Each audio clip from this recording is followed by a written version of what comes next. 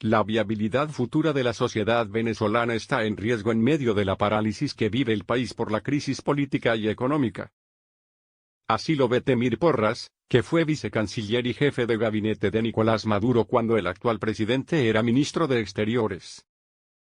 Maduro llegó al poder tras la muerte de Hugo Chávez en 2013 y Porras, tras formar parte del gobierno por unos meses, salió por discrepancias con la política económica del recién elegido presidente. ¿En qué situación queda Nicolás Maduro tras el último intento de levantamiento de la oposición? ¿Qué está pasando en el SEBIN?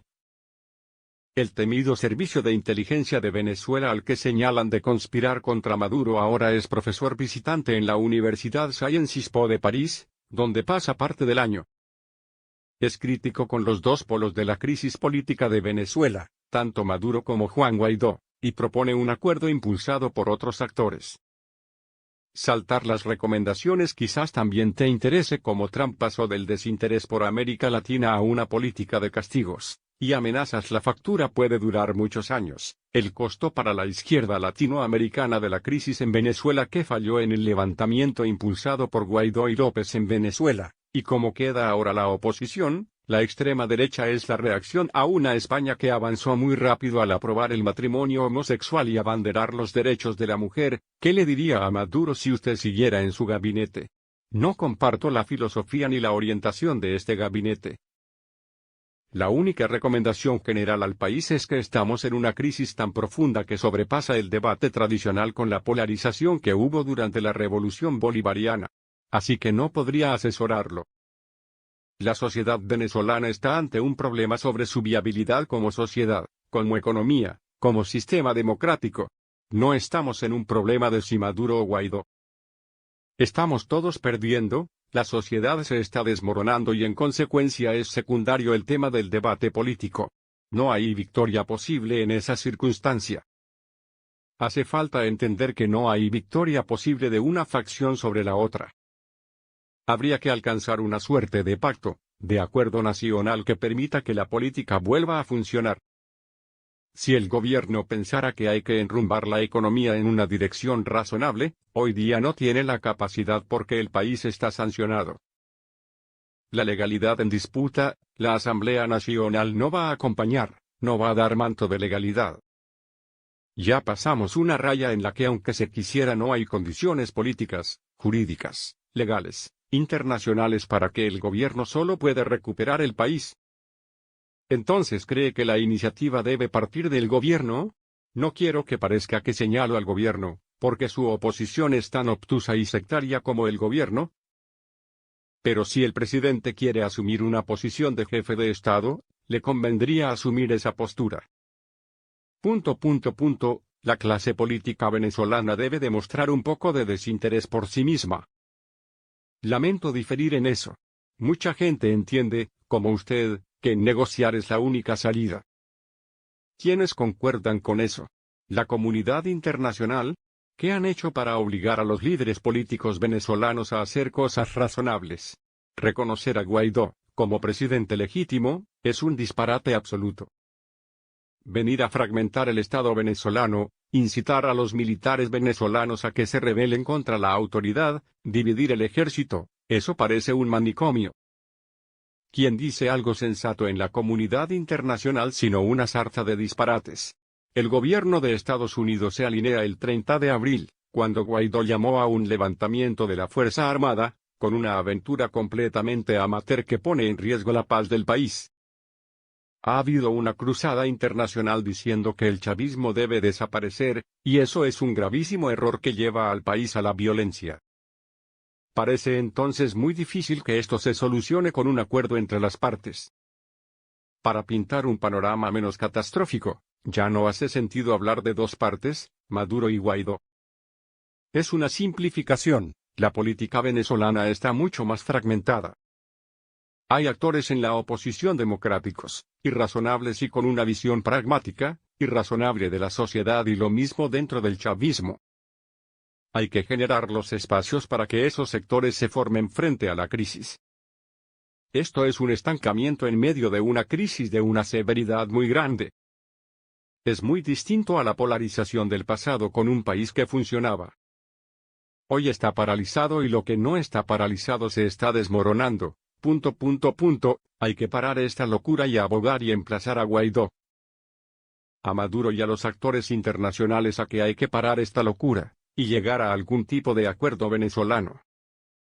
Lo sucedido la pasada semana con el intento de levantamiento militar que fomentó la oposición y la detención de diputados opositores, ¿hace que todo eso parezca aún más muy lejano? Los actores políticos en Venezuela pueden ser muy tercos, pero la realidad es más terca. En enero yo no le podía decir a los Estados Unidos que estaban equivocados. Ya han pasado 4 meses y al que dijo en enero que bastaba que hubiera un reconocimiento internacional para un cambio de régimen en Venezuela ya se equivocó. Alguien que dice en enero, como Juan Guaidó, que va a estar pronto en Miraflores, el Palacio Presidencial. ¿Cuánto es pronto? ¿Hasta cuándo vamos a esperar pacientemente sentados a que se cumplan los deseos del señor Guaidó mientras nos morimos de hambre? ¿Qué falló en el levantamiento impulsado por Guaidó y López en Venezuela, y cómo queda ahora la oposición, después del 30 de abril? ¿Cómo no dudar de la capacidad de Leopoldo López, y de Juan Guaidó para conducir los destinos del país? ¿Hasta cuándo nos vamos a quedar en una postura que la realidad ha demostrado que no tiene sentido? El gobierno de Estados Unidos dice que había preacuerdos con figuras del chavismo como el ministro de Defensa. ¿Cree que fue así? ¿Lo ve como una estrategia útil? No es un tema de personas, es un error. Vladimir Padrino, para una transición sin Maduro. Es la tradición estadounidense que piensa que con voltear a 3 generales y un juez resuelve el problema, y están equivocados. No se trata de que lleguen a un acuerdo de unos funcionarios con el Departamento de Estado para que les levante las sanciones. Es un problema venezolano de qué hacemos el día después, cómo se garantiza que el día después haya viabilidad, qué concesiones debería hacer una y otra parte en un eventual acuerdo. Las que todo el mundo hacía hasta antes de 2015, antes de las elecciones legislativas ganadas por la oposición. Las que hay que hacer para tener un funcionamiento pleno de las instituciones venezolanas, acabar con esa fragmentación del Estado de que hay 2 asambleas, 2 tribunales supremos. Hay que volver un poco a la razón, desistir de una estrategia de que cuando una institución no me conviene, invento yo la mía. Al principio me decía que los líderes debían dejar sus intereses a un lado. No son cosas inalcanzables ni especialmente originales. ¿Cree que de esto se sale sin Maduro y sin Guaidó? En ninguno de ellos yace la solución, ninguno es la solución porque son elementos polarizantes con interés en la prolongación de la polarización. Pero para tener un acuerdo efectivo es deseable que los diferentes sectores, incluso ellos, formen parte de un eventual acuerdo.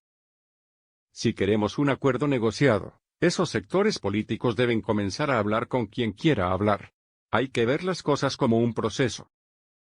No podemos estar supeditados a que Guaidó y Maduro se quieran sentar en una mesa. Si hay sectores que estamos dispuestos, hay que demostrarle a la comunidad internacional, y a ellos dos, que hay una realidad y una base política y social.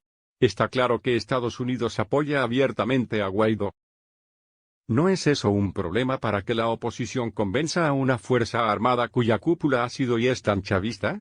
Refleja un poco lo que es ese sector de voluntad popular, el partido de Guaidó y de Leopoldo López. Su pensamiento, su visión geopolítica del país. Es lamentable que conozcan tan mal la sociedad venezolana, y que piensen que un apoyo tan abiertamente expuesto del gobierno de Estados Unidos no va a generar polémica dentro de la sociedad venezolana y de la Fuerza Armada. A pesar de que haya influencia geopolítica, ninguno de esos actores decide sobre la crisis venezolana. Pero no es un obstáculo infranqueable. Decidiera lo que pasa en Venezuela, no estaríamos sumidos en esta crisis desde hace 4 meses. La realidad ha demostrado que si el gobierno de Estados Unidos, si nosotros queremos resolver esta crisis, no creo que haya capacidad de los actores externos de evitarlo, a no ser que alguien se vuelva loco y haya una intervención militar. ¿No ve que la intervención militar sea un escenario posible? Todo indicaría que una intervención sería una locura desde el punto de vista político, porque nada lo justifica. Para que haya una movilización de tropas, No hay una amenaza a la seguridad nacional de E.U. En la sociedad estadounidense hay una corriente de opinión hostil a eso. Incluso la propia base del presidente, Donald Trump, sería hostil.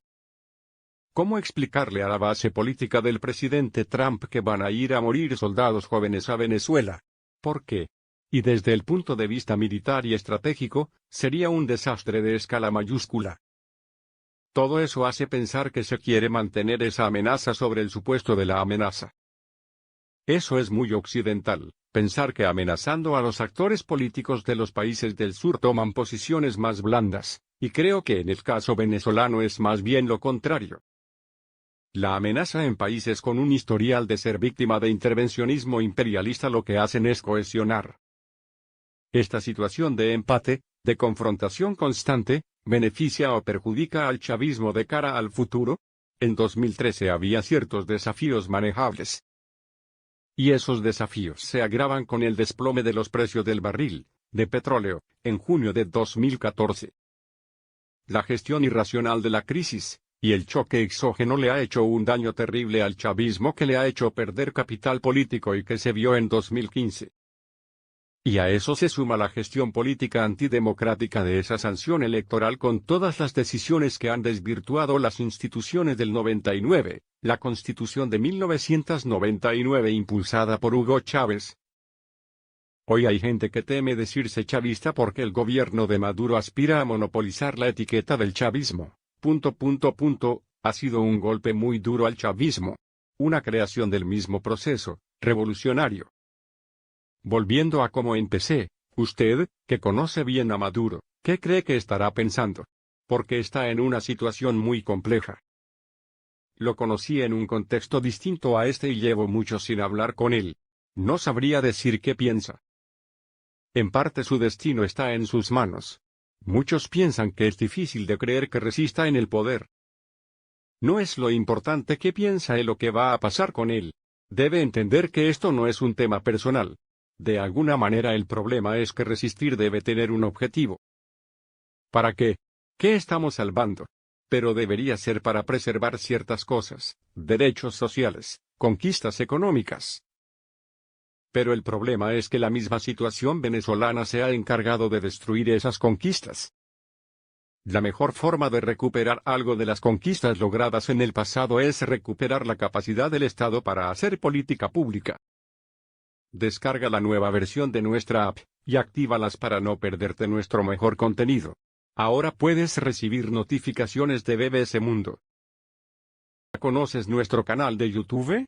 Suscríbete.